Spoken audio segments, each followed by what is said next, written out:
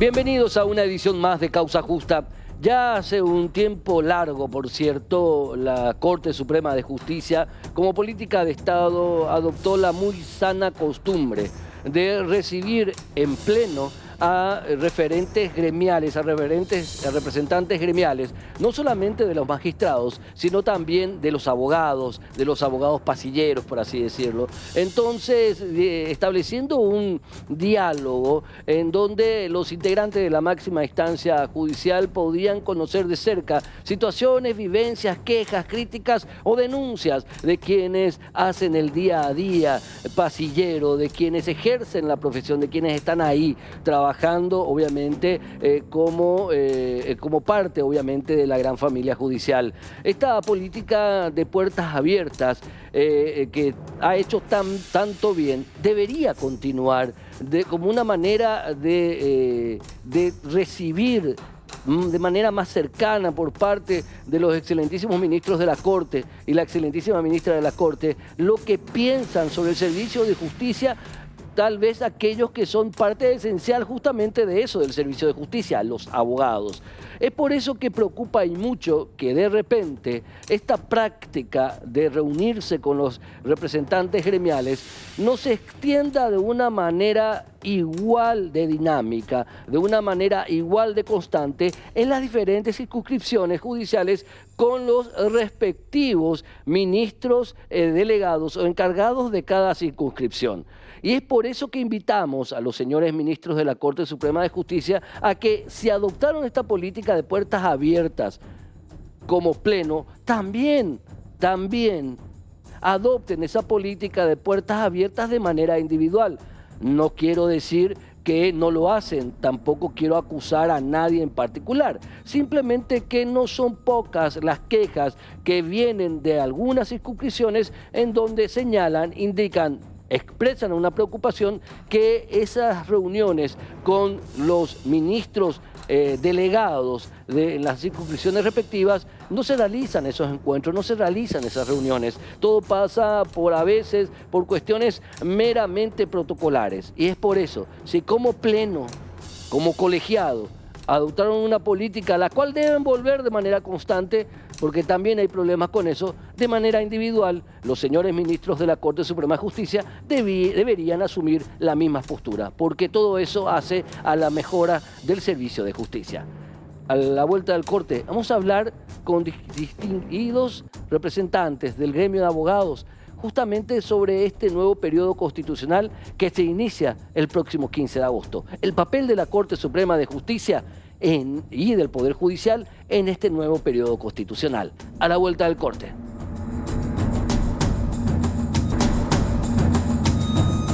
En menos de 2 meses se inicia un nuevo periodo constitucional con la asunción a la primera magistratura de la Nación del presidente electo Santiago Peña y del vicepresidente de la República electo Pedro Aliana. ¿Cuál es el papel o cuál deberá ser el papel del Poder Judicial en general, pero de la Corte Suprema de Justicia en particular, durante este nuevo periodo constitucional de 5 años? Para hablar de este tema, para que nos expresen sus ideas desde sus distintos puntos de vista, hoy tenemos el placer de contar con el doctor Arturo Daniel, presidente del Colegio de Abogados del Paraguay, con el doctor Rubén Galeano, presidente del Consejo Nacional de Abogados del Paraguay, y vía Zoom tenemos la presencia del abogado José Bogado del Colegio de Abogados del Paraguay, filial Villarrica, y también del abogado Rolando Aquino, presidente de la Asociación de Abogados Penalistas del Paraguay desde Encarnación. A todos el agradecimiento. Vamos, siéntanse. ¿Cómo está, doctor Bogado? También, el doctor Rolando Aquino también. Pero quiero comenzar acá con los que están acá en estudio, luego paso a los que están vía Zoom. ¿Cómo encaramos esto, el análisis? ¿Expectativas, problemas, papel? Doctor, por favor. Bueno, antes que nada, muy buenas noches. Para vos y para toda tu audiencia, saludo al querido Rubén, con quien comparto permanentemente, y a los colegas que están por Zoom, un gran saludo. Y sí, efectivamente, nace un nuevo desafío con el cambio de gobierno y tendremos que ver cómo se comporta este nuevo gobierno y con respecto a la Corte Suprema y al ejercicio de la Corte Suprema a partir del nuevo poder legislativo y el poder ejecutivo.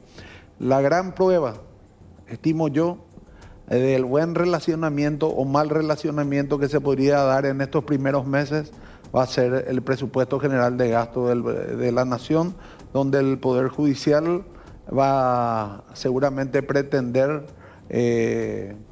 ya el aumento salarial de sus magistrados y de sus funcionarios, puesto que los magistrados creo que entre 10 y 12 años que no tienen aumento de salario. Entonces creo que esta va a ser la primera prueba de lo mal o de lo bien que está la interrelación de los poderes del Estado.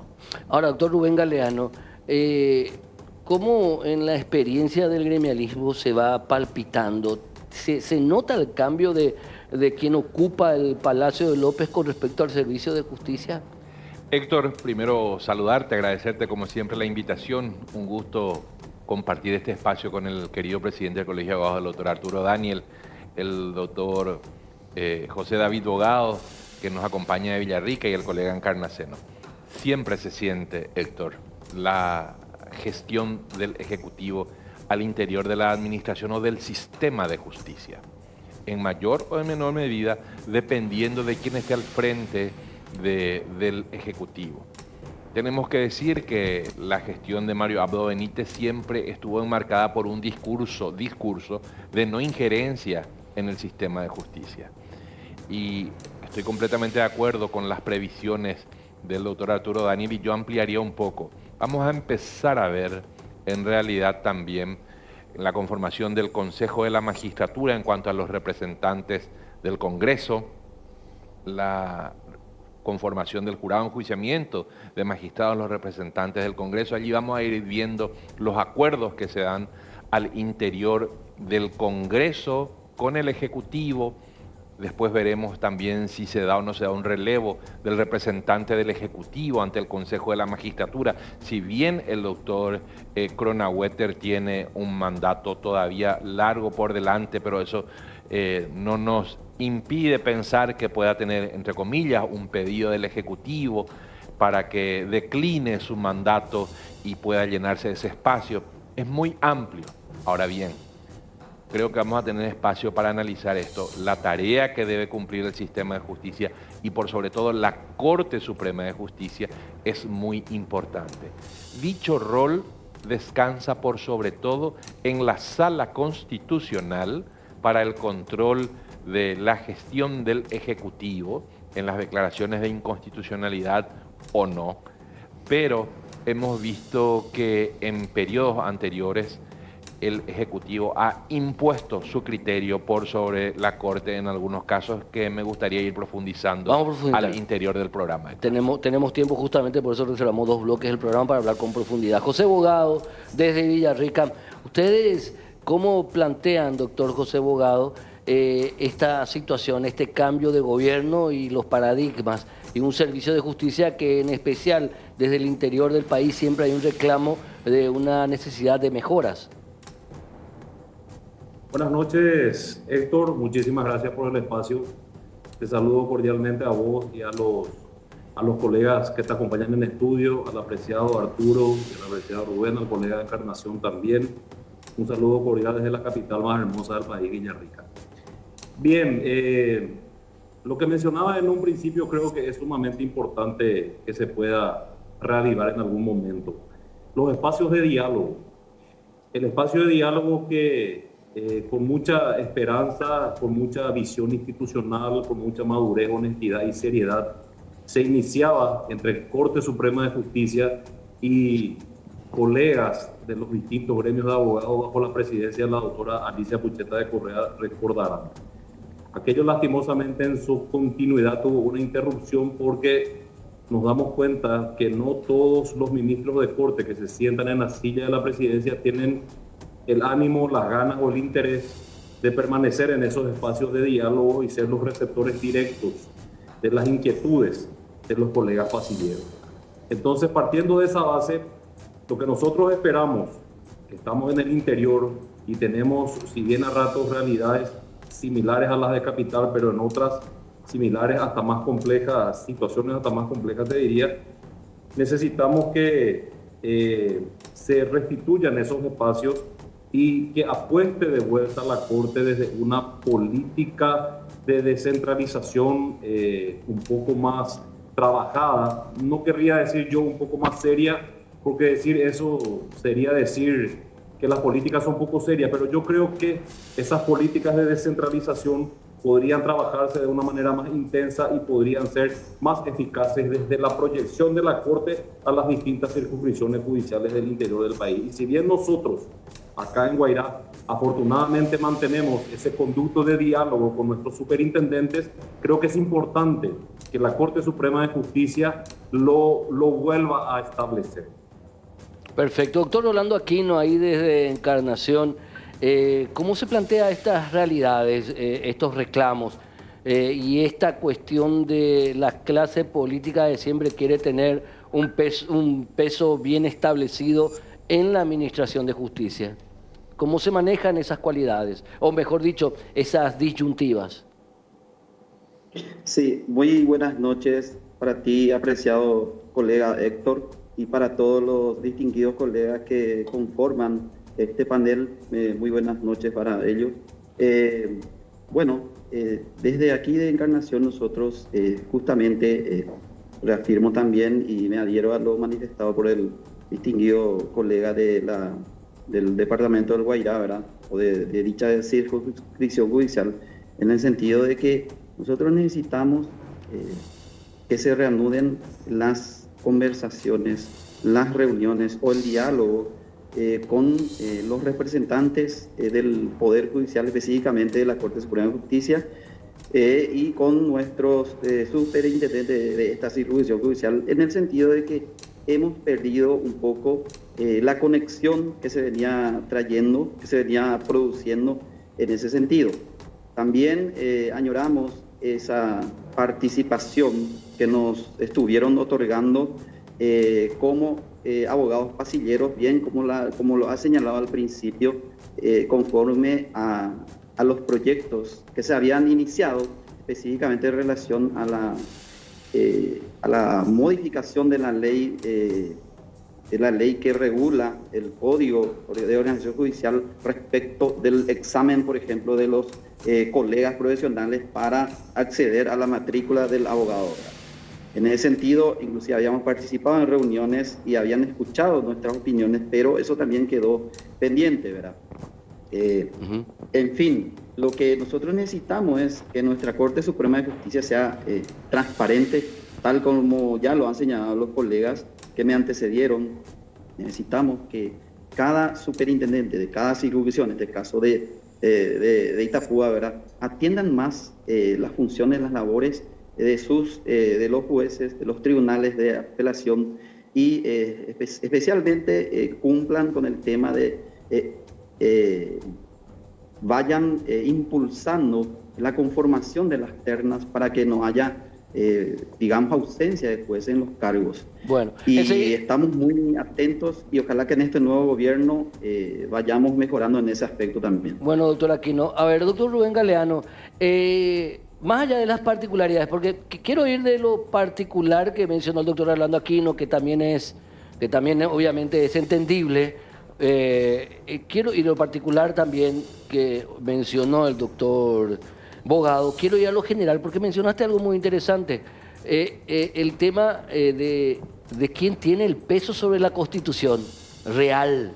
El peso lo tiene, y es una eterna discusión. Allá del 1809, cuando sale una famosa sentencia de la entonces Corte Suprema de Justicia que le dijo al presidente en ese entonces de los Estados Unidos y a los políticos: el poder legislativo no tiene control sobre la Constitución, tenemos nosotros los magistrados. Y esa disyuntiva, esa pelea es eterna y continúa, ¿verdad? ¿Cómo va a ser entonces, doctor? Ayer se cumplían 31 años. Sí. 31 años de que contamos con una nueva constitución en la República del Paraguay. Y el diseño constitucional que nosotros tenemos es el de la división de la tarea de gobierno que se encuentra encomendada al Ejecutivo, el Legislativo y el Judicial. El rol constitucional del Poder Judicial es un rol contramayoritario. Es decir, el Poder Judicial, como corresponsable del gobierno, tiene la tarea de, específicamente la Corte, interpretar, cumplir y hacer cumplir la Constitución. Y en ese sentido pone límite a los poderes que se basan en la mayoría popular para ocupar el espacio de gestión que son el Ejecutivo y el Legislativo. Sí. Correcto.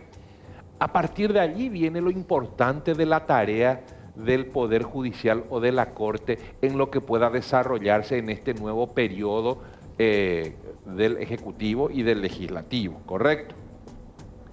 En el año 2018, el CONACYT publicó una investigación muy interesante, que me permitís leer el título. Sí. Se denomina Fragmentación Política e Independencia Judicial, un estudio de las acciones de inconstitucionalidad, desde 1995 hasta el año 2015. Sí. Y aquí viene lo trascendente. Cuando el ciudadano no encuentra respuesta en el Ejecutivo o en el Legislativo, o cuando se ve avasallado por el poder político ejercido desde allí, recurre a la Corte Suprema de Justicia en acción de inconstitucionalidad. Este estudio, publicado por el CONACYT en el año 2018, refiere que la Corte Suprema de Justicia ha sido, entre comillas, y para que se entienda bien, muy blanda en el control de constitucionalidad del Ejecutivo o el Legislativo de turno. Es decir, mientras estén en ejercicio del poder, las acciones de inconstitucionalidad o no se resuelven, o se resuelven a favor del Ejecutivo o a favor del Legislativo, y recién cuando ese Ejecutivo y ese Legislativo dejan de ocupar su periodo o fenecen en su mandato, empiezan a dictarse las sentencias de la Corte que había sido, decía que lo que hizo el Ejecutivo estaba mal, que había sido esa ley que se sancionó en ese periodo estaba mal. ¿Qué significa esto? Que de alguna manera el Poder Judicial, la Corte Suprema de Justicia y la Sala Constitucional en particular suele ser tolerante con el poder político de turno. Eso preocupa. Lo que dice el doctor Rubén Galeano, doctor Daniel, a mí me preocupa profundamente porque habla de una especie de sometimiento del Poder Judicial que, según nuestro sistema normativo, tiene el control de la constitucionalidad de los actos administrativos, de los actos de gobierno, pero sin embargo, al parecer, ese control no ejecuta el Poder Judicial, no ejecuta realmente la Sala Constitucional. Bueno, lo que está expresando Rubén está basado en un trabajo, sí, pero es así como dice el doctor Galeano. Hay una interacción entre los poderes del Estado y un ejercicio de poder, de contrapeso entre uno y otro. Y así surge, por ejemplo, que los miembros de la Corte Suprema de Justicia tienen que pasar por una elección ante el Poder Legislativo y ante el Poder Ejecutivo. Y en contraposición le da a la Corte Suprema, nuestra Constitución, la posibilidad de ser el último órgano contralor de la Constitución y de las leyes. Entonces, más o menos de esa manera está balanceando la distribución de poderes del Estado. Y yo sí concuerdo con el informe al cual hace relación el doctor Galeano, porque muchas veces el ejercicio del poder desde la Corte Suprema de Justicia no es fácil. Y no es fácil porque la Corte Suprema tiene que interactuar con los demás poderes del Estado para poder llevar adelante sus planes gubernamentales dentro del ámbito de la justicia. Entonces yo creo que eso es lo que limita muchas veces a ese control constitucional del ejercicio del poder o del ejercicio y control de los demás poderes del Estado. Pero es una cuestión de contrabalanceo que no es sencillo. Al igual que en esta mesa estamos 4 profesionales del derecho. Sí. José David te comenta una situación particular como ve, el doctor Aquino te comenta la misma circunstancia que vivimos nosotros, pero desde otra óptica, y probablemente tanto Galeano como yo, que nos manejamos más acá en la capital, no tenemos los mismos problemas que ellos. Y más o menos ese es el balanceo que hay que buscar. Yo encontré, desde que asumí la presidencia del Colegio de Abogados, y justamente con el doctor Galeano, mucha apertura del presidente de la Corte para trasladar nuestros problemas. Y también los demás miembros de la Corte que estuvieron presentes, la doctora Carolina Llanes, el doctor Benítez Riera, nos dijeron las puertas están abiertas, pongamos las agendas y pongámonos a trabajar. E inclusive nos indicaron una ruta de mejor trabajo. Pero evidentemente esa apertura que vemos nosotros no la tienen los colegas que no están en Asunción. Entonces es cuestión de buscar un balanceo de las cosas, al igual que el ejercicio del poder. Pero nosotros como gremio de abogados siempre tenemos que tratar de manejarnos unidos para poder llevar todos los problemas de una vez. Voy a la vuelta al corte, voy a comenzar con Rolando Aquino y José Bogado, porque quiero volver a lo que plantea Rubén Galeano, porque justamente el interés de este programa es hablar de eso, más allá de las cuestiones particulares, puntuales. El reclamo que siempre escuchamos, y que siempre escuchamos porque no se solucionan, yo quiero ir a lo macro, porque si en lo más no podemos, en lo menos no. Lo que señala Rubén Galeano a través de este estudio, que ya tiene sus años, pero es válido, habla de una debilidad institucional del Poder Judicial frente al Poder Político. Y eso nos debería preocupar. A la vuelta del corte continuamos con este tema.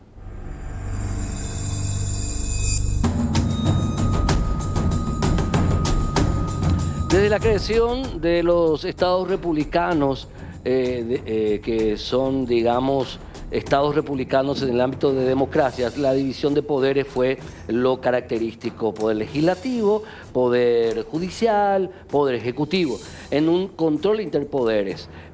Sin embargo, en otras democracias el control interpoderes realmente funciona, pero estudios como el de CONACYT, que fue publicado por CONACYT y que dio a conocer el doctor Rubén Galeano, revelan que ese control interpoderes, o en ese control interpoderes, la cenicienta sigue siendo el Poder Judicial.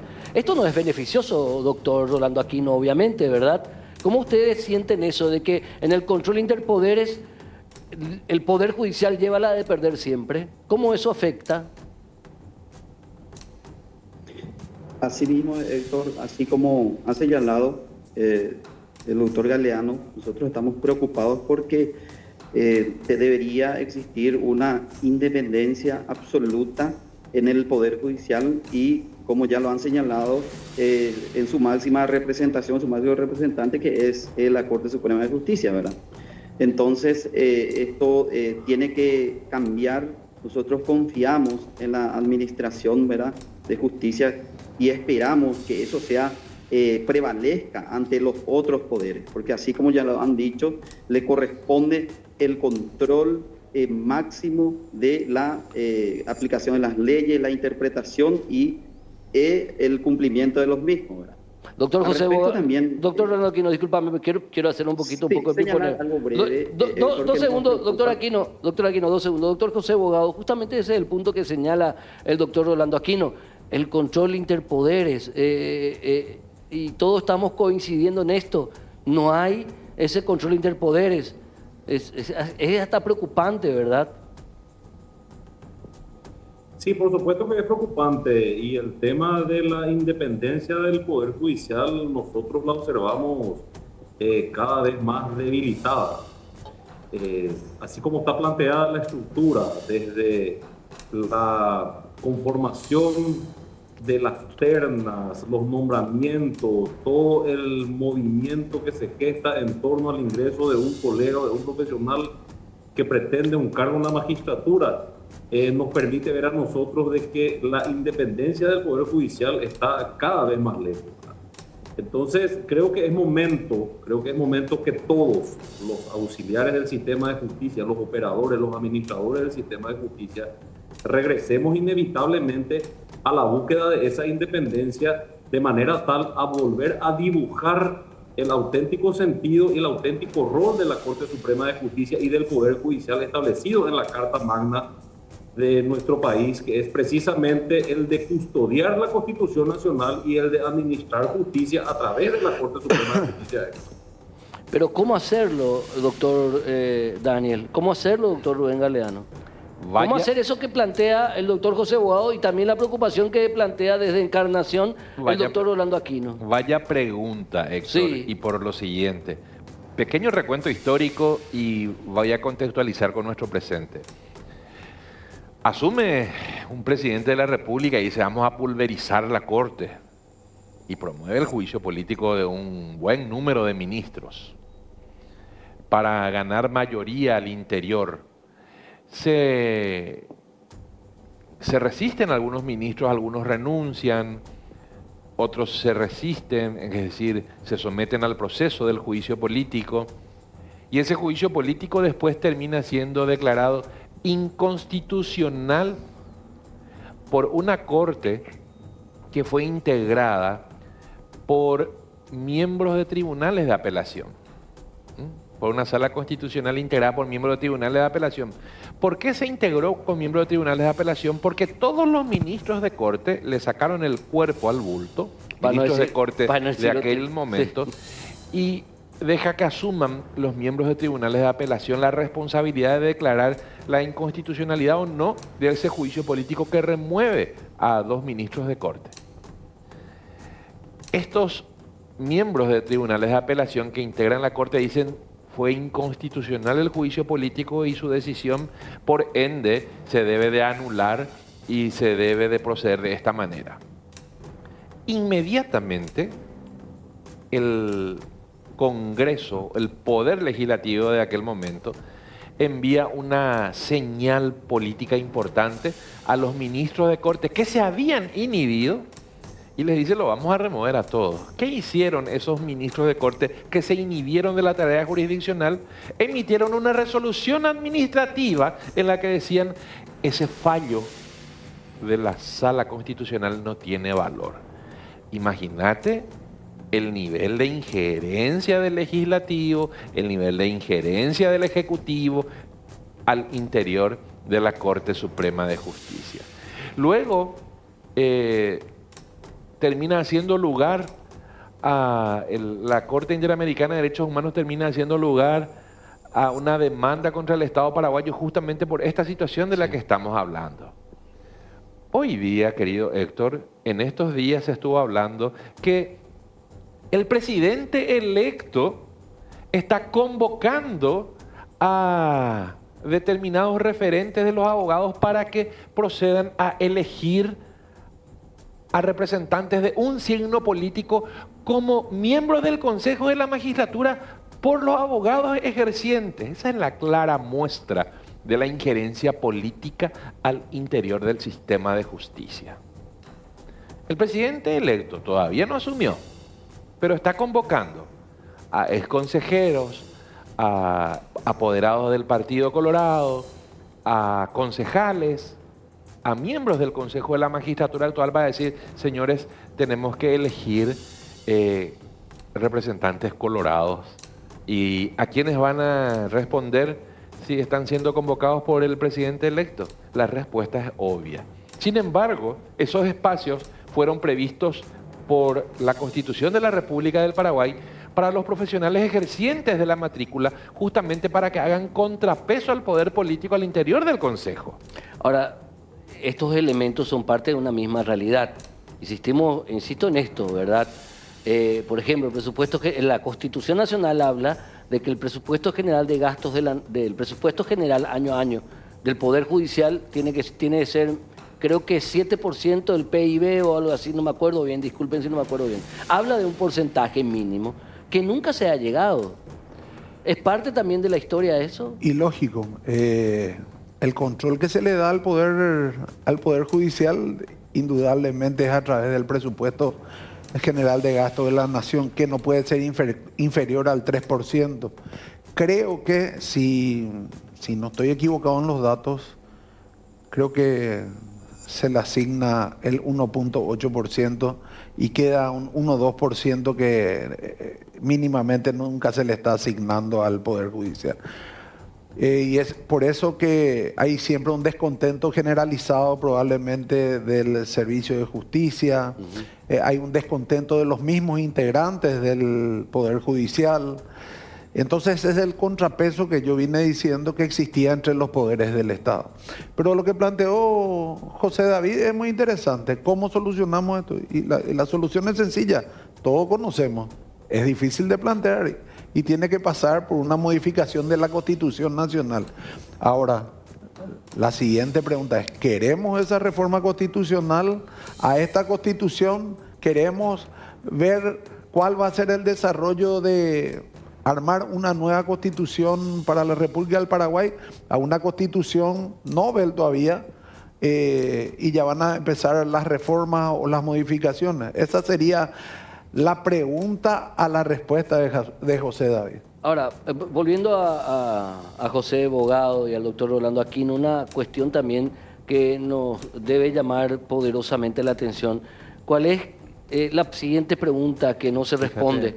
¿Dónde realmente reside el poder de control de la constitucionalidad? ¿Reside realmente en el poder político que está integrado por personas que son elegidas, o reside en el poder judicial que está integrado por individuos que no son elegidos, sino que son designados? Doctor Rolando Aquino, por favor. Sí, lo que debería recaer es en los integrantes de la Corte Suprema de Justicia, ¿verdad? Pero como bien ya lo han señalado los apreciados colegas, no tenemos esa independencia. Existe mucha injerencia de parte del poder político y eso ojalá cambie, ¿verdad? Eso debe cambiar, Héctor y queridos colegas. Y depende realmente también del control o del acompañamiento que podamos realizar los auxiliares de justicia en nuestras labores cotidianas. Perfecto, Rolando Aquino. También otra cuestión tiene que ver, doctor José Bogado, con eso justamente, la cuestión que hace a dónde reside realmente el poder. Porque es una discusión, un tira y afloje que se da en todos los países. Doctor Bogado. Doctor José Bogado. A ver, vuelvo a seguir. Ahí está, doctor José Bogado, sí. Sí, te decía que reside en este caso concretamente sobre el punto que planteas en la Corte Suprema de Justicia el control de constitucionalidad, ¿verdad? Que tiene la obligación, te decía hace un rato, de volver a asumir un rol auténticamente serio, responsable, ¿verdad? Y progresista en ese sentido, porque si nos reivindicamos o si nos reivindica la Corte el rol o la misión que la Constitución misma le otorga, y a medida que da pasos permitiendo injerencias políticas o injerencias de otros tintes, lo único que va a lograr es desdibujar por completo su figura y desdibujar el sistema de justicia que hasta la fecha, nos gusta o no, ha arrojado más deudas que resultados con la ciudadanía. Creo que existe una ciudadanía que espera, no solamente del inicio de un próximo gobierno constitucional, sino que espera de sus actores, y en este caso de los actores del sistema de justicia, una reivindicación necesaria. Espera señales más claras, señales más concretas, más firmes en esa administración riesgosa pero apasionante de la justicia todos los días, que nos convoca a todos los auxiliares y a todos los que componemos de alguna manera parte de ese escenario. Eso es lo que yo creo que se espera de la Corte Suprema de Justicia. Una Corte Suprema de Justicia renovada, dicho sea de paso, con nuevos protagonistas que, repito e insisto, tienen la obligación de dar señales más claras, más contundentes, más serias, más transparentes del compromiso que han asumido con la comunidad y con el país. La cuestión del control de constitucionalidad no es que más que nada el control de las reglas de juego. ¿Qué es realmente el árbitro? O sea, porque está en Europa funcionan los tribunales constitucionales que tienen derivación legislativa. En varios países de Sudamérica también. En varios países de Sudamérica también. En el modelo americano, que comienza con la Corte Suprema de Justicia de los Estados Unidos, funciona el famoso sistema de Justice Review, la revisión de la justicia, la revisión final. Pero que es ideal en democracias fuertes. También pero acá... en nuestro sistema, el Justice Review, y quiero rescatar algo muy relevante que acaba de apuntar José David, que se me estaba escapando como detalle. decíamos, se pone a prueba al Poder Judicial y especialmente a la Corte Suprema de Justicia y a la Sala Constitucional con sus fallos en su mayor o menor benevolencia con el poder político de turno. Los estudios publicados nos muestran que han sido siempre muy permisivos con el poder político de turno.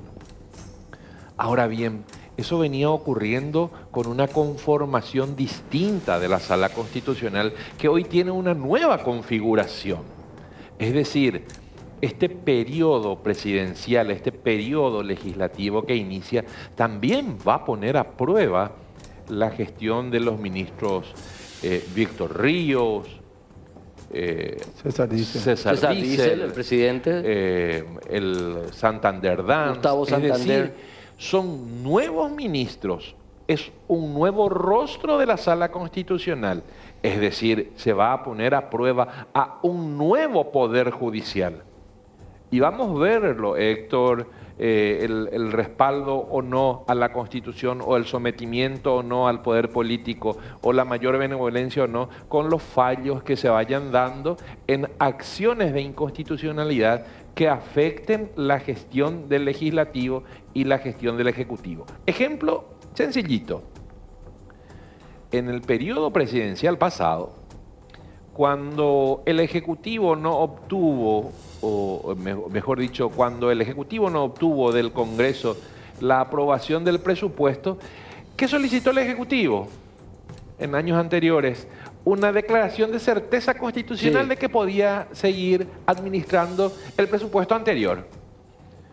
Una declaración de certeza constitucional de dudosa vigencia en la doctrina, que tiene muy pocos casos, es decir, no más de 10 u 11 fallos, y le dice la Corte Suprema al Ejecutivo: sí, puedes administrar el presupuesto. Benevolencia con el Ejecutivo en ese sentido. Le otorga seguir administrando recursos sin la aprobación del Congreso en cuanto a la ley de presupuesto. Pruebas como esas son las que nos van a mostrar si tenemos un poder judicial que va a plantarse o no y que va a cumplir o no su rol de control del poder político de turno. Perfecto. Una ronda más, tengo para una ronda más breve, por cierto, le pido ya a los queridos invitados brevedad en esta última parte de sus experiencias personales y obviamente sus posiciones gremiales.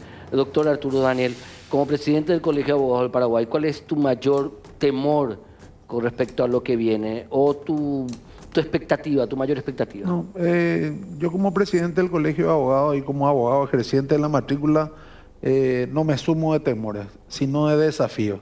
Y así como lo dijo el doctor Galeano, estamos con un inicio de un nuevo periodo constitucional, pero también estamos con una nueva sala constitucional. Entonces tenemos que esperar a ver las acciones para ver cuáles pueden ser nuestros temores. No es que vamos a esperar a enfermarnos para buscar la solución, pero realmente tenemos que empezar a ver cómo se empiezan a desarrollar los acontecimientos para ver si realmente hay algo que debería preocuparnos. En particular, me gustan los desafíos y no los temores.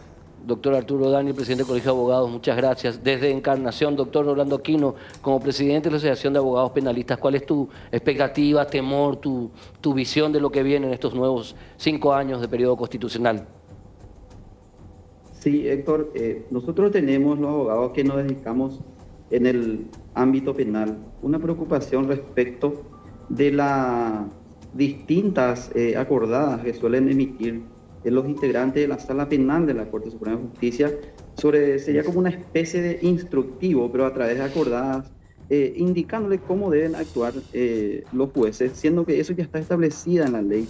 Todas las actuaciones, el deber ser, cómo debe actuar un juez, está encaminado el rol de los jueces que deben llevar a cabo, ya está establecido en nuestra norma. Y eso nos preocupa, por un lado, y en general afecta a todos los profesionales, porque si bien es cierto, ese instructivo puede ser útil, también le marca una pauta, un límite a un juez, y prácticamente sería como someterlo, afectando su independencia, la independencia de cada juez penal de garantías del país.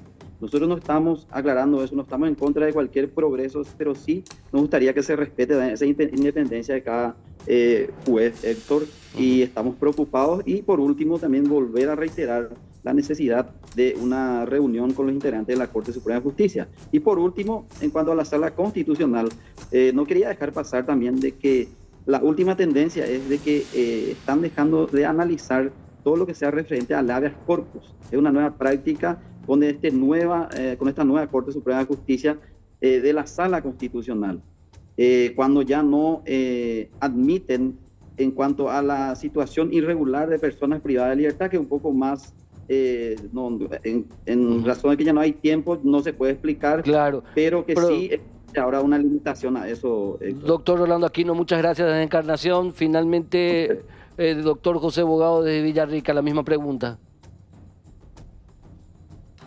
Nosotros esperamos una institución, una Corte Suprema de Justicia, un Poder Judicial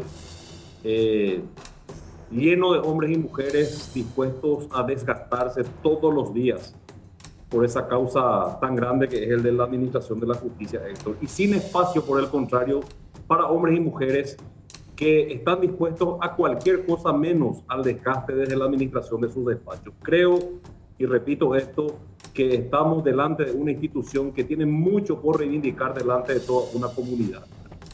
Así que apostamos en ese contexto siempre al diálogo como una poderosa herramienta contributiva de la transparencia que entendemos es la columna vertebral de todas las instituciones públicas. Doctor José Bogado desde la hermosa Villarrica, también obviamente el doctor Rolando Aquino desde la hermosa Encarnación, ambas hermosísimas ciudades. Muchas gracias por sus posturas, definiciones y aportes a este debate. Finalmente, doctor Rubén Galeano, ¿cómo plantear entonces lo que se viene?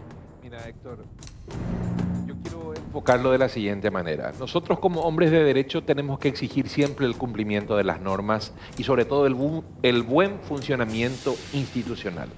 Es decir, tenemos que exigir que la Corte Suprema de Justicia ejerza su rol de poder contramayoritario del Legislativo y del Ejecutivo. Y desde ese punto de vista tengo que decirte que como paraguayo de bien siempre espero lo mejor de quienes están en gestión de gobierno. En este caso en particular tengo cifradas esperanzas en la nueva configuración de la Sala Constitucional y tendrán que ellos reacreditar sus credenciales justamente de hombres de derecho, de personas firmes que accedieron a la máxima instancia judicial. Me estoy refiriendo al doctor César Diesel, al doctor Gustavo Santander Danz y al doctor Víctor Ríos. En sus manos está lo que la ciudadanía vaya a pensar del Poder Judicial en los próximos 5, 10 y 15 años. Doctor Rubén Galeano, gracias realmente, como siempre, presidente del Consejo Nacional de Abogados del Paraguay. Obviamente este debate vamos a continuar, vamos a seguir acompañando, pero preocupa finalmente, o no preocupa, llama la atención o debemos tener atención a este debate eterno, el poder político sobre nuestras reglas de juego. Nuestras reglas de juego están en la Constitución Nacional. ¿Quién tiene el peso real sobre esas reglas de juego? ¿El poder político o el poder judicial? Eso alguna vez se tiene que terminar por definir para tener una democracia realmente firme, saludable y con futuro. A la vuelta del corte vamos a un derecho a réplica. La semana anterior teníamos desde la capital de Mambay, Pedro Juan Caballero, una entrevista con un abogado del foro que estaba haciendo denuncias o estaba haciendo una denuncia particular sobre decisiones que tiene que ver con un caso que afecta a un hecho de secuestro y en donde la denunciada o la persona que fue expuesta al aire, que fue criticada en el ámbito de sus decisiones jurisdiccionales fue la doctora Liz Carolina Goncalves Silva, quien es jueza penal allá en Pedro Juan Caballero. Obviamente en el derecho a réplica ya está en contacto con nosotros. Doctora Liz Carolina Goncalves, ¿cómo estás, querida? Bienvenida a Causa Justa. Buenas noches, Héctor. Muchas gracias por la oportunidad de poder aclarar, antes que nada. Sí. Me gustaría dejar ya bien claro que por el principio de reserva de actuaciones que existe en el fuero penal adolescente, no voy a poder dar mayores indicaciones, especificaciones de las actuaciones contenidas en este proceso, pero sí me voy a limitar a explicar brevemente lo ocurrido, fundamentar la razón por la cual he otorgado la medida cautelar de prisión preventiva inicialmente contra el adolescente involucrado, como así también cuál fue la razón que motivó la revisión de la medida cautelar y la revocación de tal. Ahora, quiero hacer la siguiente salvedad antes de pasar el material, que es un resumen de lo que habíamos hablado con el doctor Infran, de Pedro Juan Caballero, con relación a un caso de secuestro, donde el secuestrado fue un médico veterinario, su sobrino, y que sufrió incluso heridas en el cuello, en donde había 5 personas involucradas, entre ellos un joven. En un error involuntario, en el zócalo del programa anterior, se deslizó que este joven había sido liberado o que permanecía prófugo. Y eso último es un error absoluto, no es algo cierto, nunca estuvo prófugo el menor. Quiero nomás hacer la salvedad, no solamente en el buen nombre de la doctora Liz Carolina Concalves, sino en el buen nombre de Causa Justa de este programa que está hace 15 años atrás y que en donde nos preciamos de ser los más exactos posibles, porque hablamos obviamente de casos judiciales. Hecha ya esa aclaración con respecto a ese error absolutamente involuntario, y también ahí el pedido de disculpas para la doctora Liz Carolina Concalves. No va a volver a pasar, ya cortamos las manos pertinentes, no, mentira. Obviamente errar es humano, pero mil disculpas del programa en ese punto para la doctora Liz Carolina Concalves. Pero vamos, doctora, a lo que nos decía el doctor Infran en este pequeño resumen en el programa anterior, por favor. Y realmente, así como usted está diciendo, ¿verdad?, la familia se agravia ante la determinación de la jueza Liz Carolina González Silva, que otorga la revocatoria del acto de prisión al menor, ¿verdad?, sin haber realizado las diligencias importantes para aclarar el secuestro que ha sufrido mi sobrino. La jueza que libera al menor se trata de la magistrada Liz Carolina González Silva, y otorga la libertad Liz Carolina Silva González. ¿A quién libera ella? Es la jueza que liberó. ¿A quién libera? Libera al menor ERDM. Ese menor... Ciudadano brasileño. Sí. Ciudadano brasileño, es menor de edad. Y ella sustenta su decisión en la sola declaración de la madre del menor, en donde cita y expone la madre de que su hijo es ejemplar, que ese día no salió del lugar. Sin embargo, totalmente contradictorio, el mismo fue aprehendido en la ciudad de Belén con los otros integrantes que llevaron al cautiverio a mi sobrino. Pero tu sobrino identifica a este menor, ¿en alguna manera identificó a este menor? Héctor, la diligencia, la revocatoria se otorgó el 20 de abril y la magistrada fija la audiencia para el reconocimiento de personas el día 5 de mayo. Libera y después fija la audiencia de reconocimiento de personas. Esa diligencia fue ejecutada la semana pasada, ya en el mes de junio, en donde el veterinario reconoce plenamente al autor del hecho, y así como en su declaración testifical y anticipo, también cita y aclara totalmente cómo aconteció el suceso. Bueno, eso decía el doctor Infran en esa comunicación de la semana pasada. Doctora Liz Carolina Concalves, obviamente usted tiene la palabra para este derecho a réplica. Señora.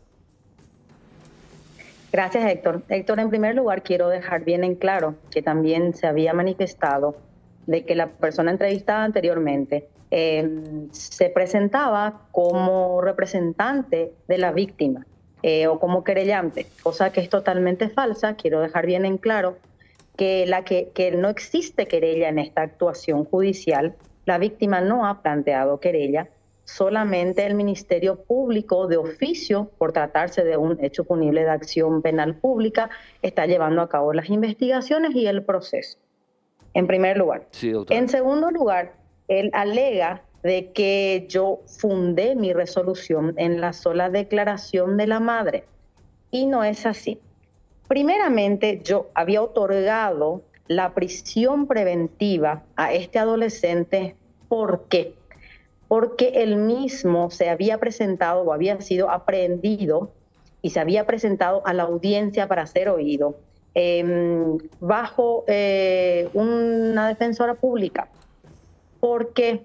Porque no había ningún familiar que se había presentado en ese momento. Tampoco yo tenía ningún elemento que me ayude a aplicar una medida menos gravosa que la prisión preventiva, ya que a diferencia del proceso penal ordinario, el proceso penal adolescente no busca una sanción, lo que busca es la protección del adolescente, la protección integral del adolescente, tratar de evitar de que él mismo cometa otros hechos punibles, tratar de evitar de que tenga un relacionamiento con otros que puedan inducirlo a la comisión de un hecho punible. Es totalmente distinta la finalidad penal ordinaria a la finalidad penal adolescente. Es un fuero especial, es un fuero que está regido por un código especial y subsidiariamente es aplicado el Código Penal y no a la inversa, como considera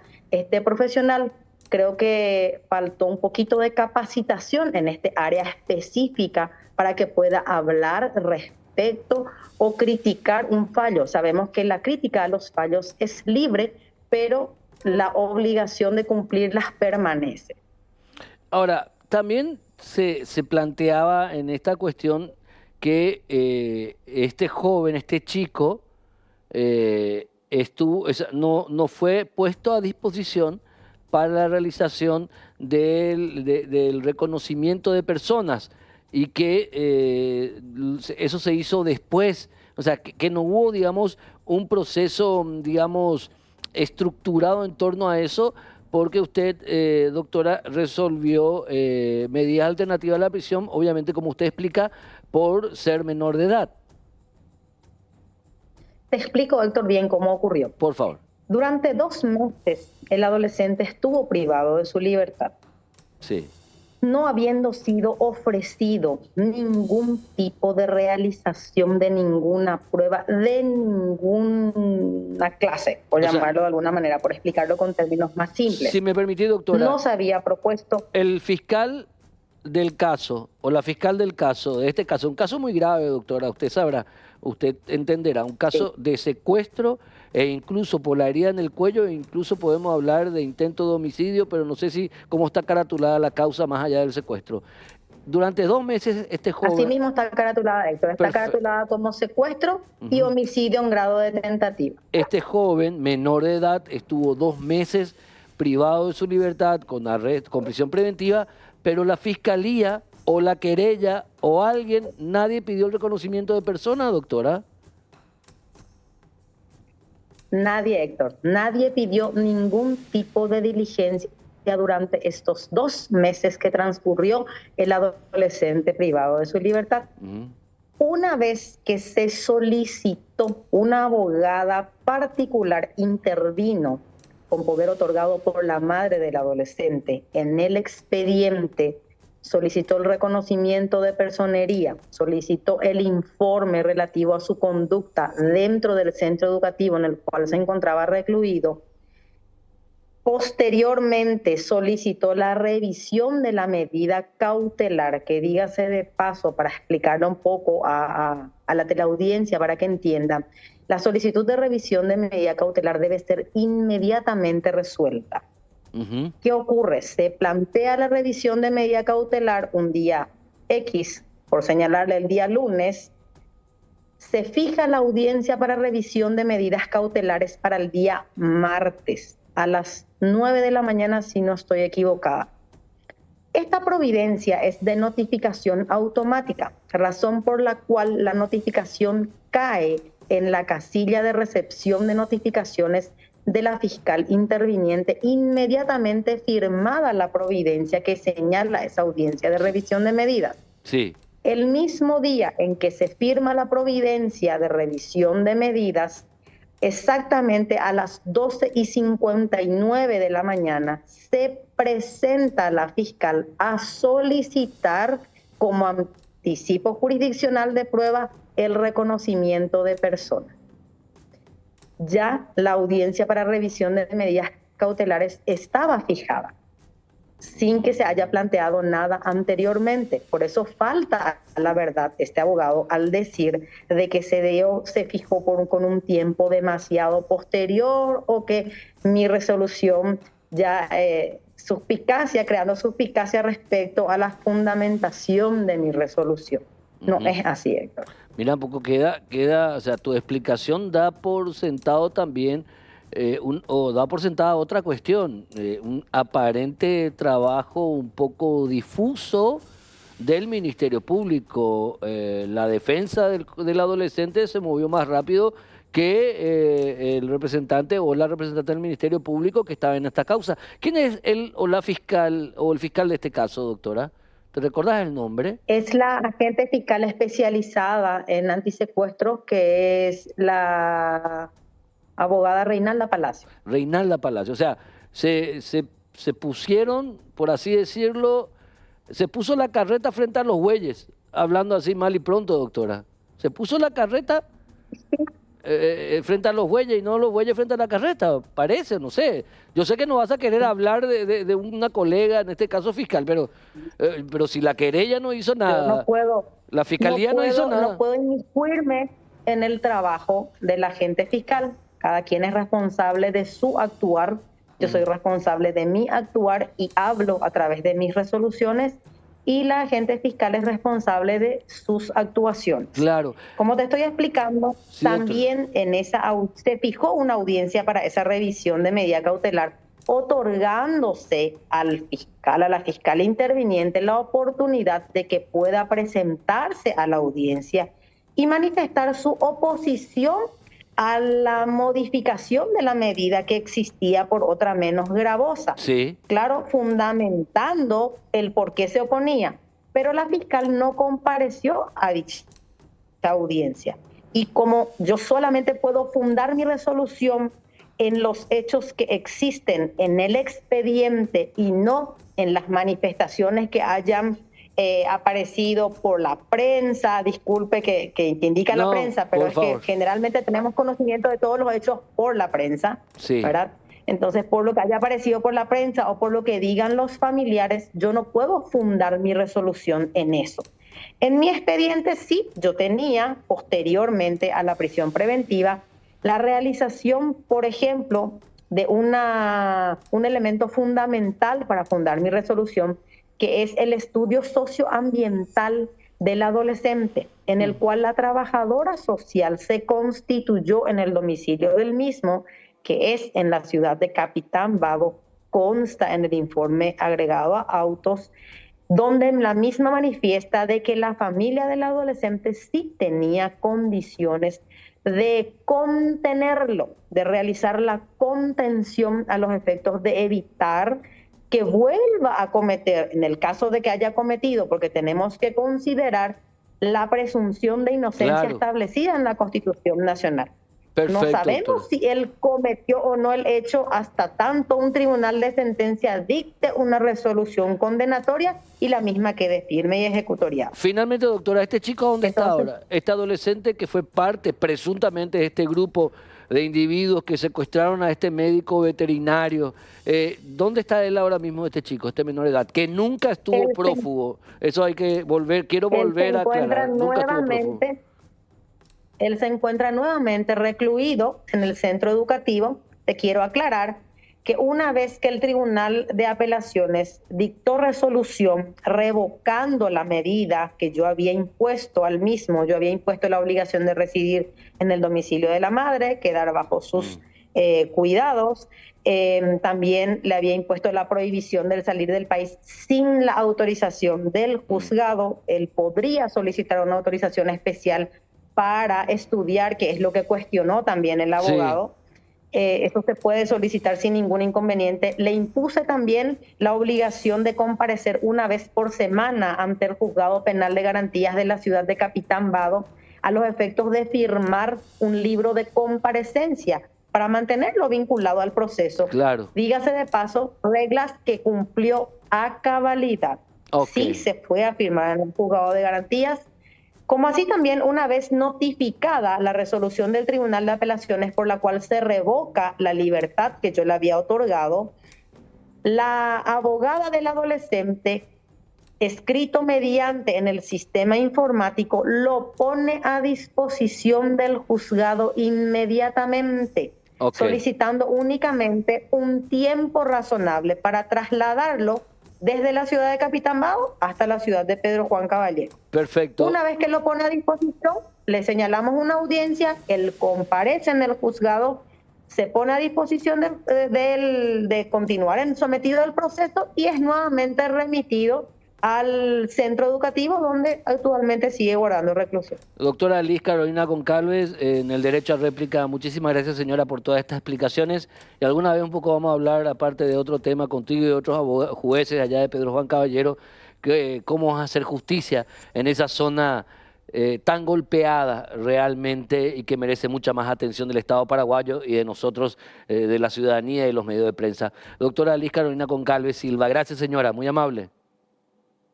Muchas gracias a usted, Héctor, por la oportunidad.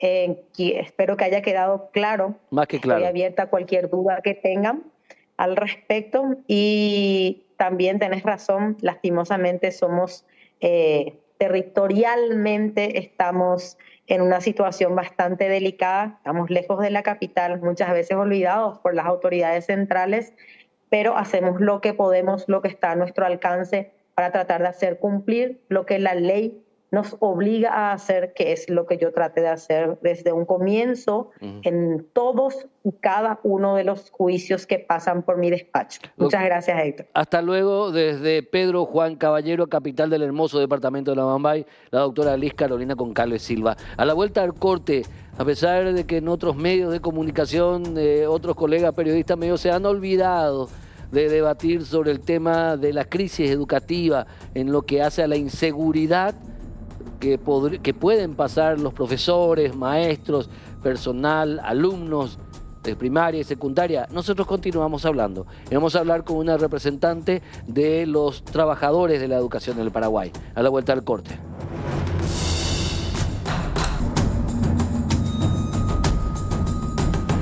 Está con nosotros la querida profesora Blanca Ábalos, quien es secretaria general de la Organización de Trabajadores de la Educación de Paraguay, para seguir hablando de esta crisis de seguridad. Por suerte, más allá de algún tipo de amenaza o de problema puntual, no ha sucedido más otro hecho grave en nuestros centros escolares. ¿Hasta cuándo? Eso es lo que no sabemos. ¿Y qué se está haciendo para que justamente no ocurra? O para prevenir, eso le preguntamos. ¿O qué se debería hacer? Eso le preguntamos a la querida profesora Ábalos. Bienvenida, señora, ¿cómo estás? Buenas noches, Héctor, para ti, para la teleaudiencia. Un gusto estar en este programa. Yo siempre sigo. Ah, qué suerte. Sí, qué la suerte, vez pasada estuviste hablando con la doctora sobre educación. Sí, sí, sí. Así es que muy interesante. Y por otro lado, agradecerte también por seguir, porque muchas veces, como vos decís, termina un episodio tan grave y tan grande y se olvida y todo el mundo se olvida del problema y se vuelve otra vez algo normal. Así es que muchísimas gracias. Para ustedes, los trabajadores de la educación del Paraguay, con respecto a este punto, que tiene su hecho más grave con el cobarde asesinato de una inocente directora, una profe, en su propio lugar de trabajo, ¿qué puede llegar a pasar otra vez? ¿Se ha hecho algo realmente o estamos hablando de nada nuevamente? Bueno, es un hecho grave porque nosotros, Héctor, en todos los ámbitos y seguramente de esa criatura tú también, le considerás a tu maestra como segunda madre, sí, por la que lloramos, por lo que abrazamos, a la que llevamos flores, ¿verdad? Y es un caso que nos golpea como sector educativo y yo creo que a toda la sociedad en general hace un poco un golpe psicológico inclusive y crea un ambiente de zozobra posterior a eso.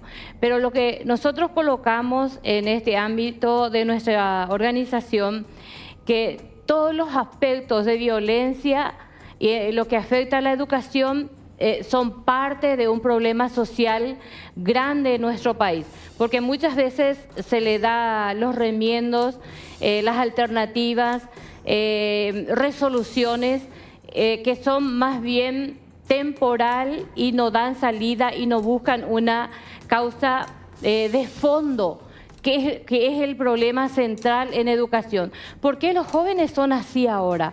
¿Será que esto no es una factura que nos pasa a los jóvenes en este momento, dentro de la rebeldía, dentro de todo lo que pasa? Porque han cambiado, digamos, las actitudes dentro de todo el proceso. Yo tengo 25 años de antigüedad en el Magisterio Nacional, 5 años fui destituida. Retomo y con mucha fuerza porque me encanta enseñar. Estoy turno tarde y noche en el colegio. Entonces, hay que ver lo que nosotros decimos al ministro de Educación. Porque al que venga, a este y al que venga. Al que venga, exactamente. Al que venga yo creo que ya te debería ser el mensaje, ¿verdad? Sí, pero no se puede todavía sacar los sacos, ¿verdad? Y tirar ya para que se pueda solucionar el próximo gobierno que viene, porque es en la etapa de transición. Pero hay una cosa, Héctor, que hay que revisar. Solamente el ministerio agarra lo que es resoluciones coercitivas, autoritarias y policíacas que colocan dentro de la educación y violenta más a los docentes y lo hacen más responsable de todo lo que pasa. ¿Por qué? Porque somos nosotros otra vez lo que componemos el equipo de gestión, los directores, los padres y los alumnos. Y yo te voy a pasar un documento de cuántas instituciones forma parte de lo que puede ir dando talleres de formación. Mientras busquemos las causas de la problemática, digamos. Porque ¿dónde no hay violencia? El Estado violenta en la educación, en la salud. Nuestros alumnos en la ciudad fronteriza, Héctor, se van y venden drogas. Y eso no hay un control porque de noche trabajan y de día estudian, ¿verdad? Entonces, si vamos a aprender de nuestros gobernantes, si son honestos, si son coherentes, no encontramos, muy pocas autoridades encontramos que son firmes y coherentes. Entonces, lo que le rodea a nuestros jóvenes, a nuestra sociedad, a nuestros hijos, son esos tipos de personas. Entonces, no es solamente, hay que mirar en el ámbito educativo. Vos salís de tu casa y tenés que mirar por todos lados porque la inseguridad es impresionante. Y muchas veces el doctor se quiere tirar la pelota a la familia. Yo, por ejemplo, salgo de mañana y vuelvo a las 9 de la noche en casa. ¿Y qué relación me da el Estado para que yo pueda relacionar, revisar, hablar? Vos te venís cansado, ¿verdad? Tengo alumnas que son empleadas domésticas de día, se van al estudio de la noche y vuelven, son de Capiatá. ¿Y a qué hora llegan? A las 10. Yo le pregunté, ¿a qué hora te levantás? A las 4. Entonces, el Estado nos explota como trabajador y eso también se tiene que revisar. ¿Cuál es la salida que se tiene que ver en ese ámbito para que el trabajador tenga estabilidad y no sea explotado en su lugar de trabajo? Ahora, con respecto a la cuestión puntual de la evidente inseguridad que explota y teniendo en cuenta esa frontera que tiene que ver con la estructura educativa y los centros educativos, especialmente secundarios, ¿qué hacer entonces? ¿Cuál es el mensaje desde la OTEP, desde los trabajadores de la educación, profe? Que al final de cuentas son los que están más expuestos.